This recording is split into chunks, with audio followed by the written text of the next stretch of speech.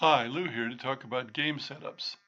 And this mostly applies to games with human opposition, not so much to single player games like great many video games.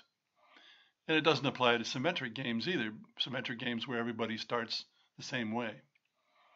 But there are setups where it's a vital part of strategy, and if you screw it up, you're less likely to win the game. And there are other setups that are not a part of strategy, and that's the kind of thing that some people like. Some people don't like a setup that's part of strategy. Now let's take some examples. Catan, what used to be called Settlers of Catan, has a setup where you can screw up to a point where you're at a great disadvantage during the game. On the other hand, Carcassonne is a game where kind of the setup is the game because you're putting down your one tile at a time.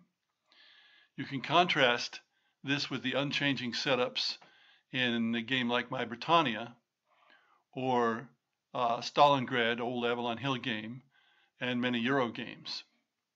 Now, there is a justification for an unchanging setup, and that's history. If you're designing a historical game, you might want the setup to be just like it was. On the other hand, you might want to give the players an opportunity to do things differently and let them set up or let their first turn be their setup, as in Stalingrad for the Germans. Now, can you accommodate everybody? Well, I ran into an example of this in my game Mandate of Heaven. And this is a game that uses blocks with numbers on the blocks. It's not hierarchical, but there is no dice, no random factor other than because you're using blocks, you don't know what the opponent is. You don't know how strong they are. And so typically I would have people set up where they knew what they were putting and they had a choice of where they could put it on the board, limited somewhat by where the opposing player had put their stuff.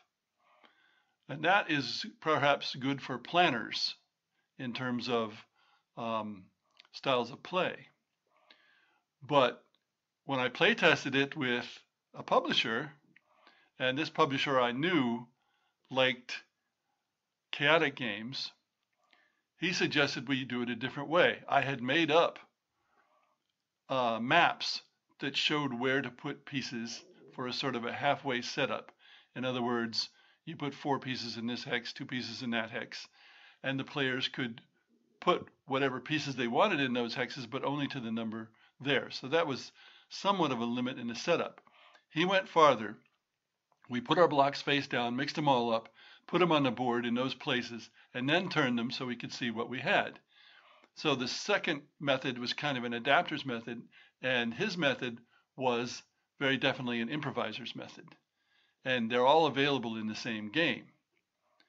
And I suspect that if they publish this game, they'll make the more chaotic setup the initial setup, the standard setup.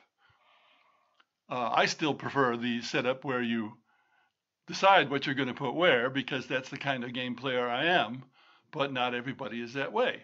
So in some cases, you can make different setups to accommodate different play styles for players. In other cases, you may not be able to. Thanks for listening.